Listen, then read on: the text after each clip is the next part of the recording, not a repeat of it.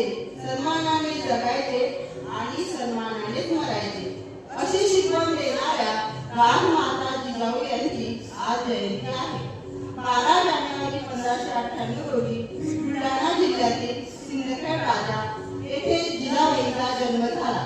जिजाबाईंच्या वडिलांचे नाव लखुजीराव जाधव व आईचे नाव म्हाळसाबाई असे होते.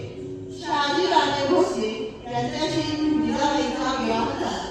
जाधव व भोसले या दोन्ही घराण्यातील पराक्रमाची एक इतिहास होता.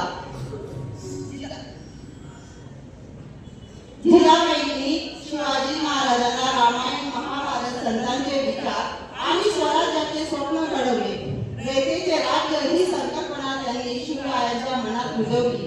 संकटाच्या काळातही जिजाऊंनी धैर्याने छत्रपती शिवाजी महाराजांच्या पाठीशी उभ्या राहिल्या आणि शिवरायांना योग्य मार्गदर्शन केले.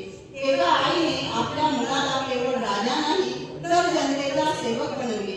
हे जिजाऊंचे सर्वात मोठे कार्य आहे. त्यांचे जीवन आपल्याला सांगते की योग्य संस्कार आणि मजबूत विचार दिल्यास एक आई देखील इतिहास घडवू शकते. आजही राजमाता जिजाऊ स्त्री शक्ती, देशभक्ती यांचे प्रेरणास्थान आहे. आपण सर्वांनी त्यांना विचारपूर्वक प्रेरणा घेत जाऊ आणि त्यांचे 2 शब्द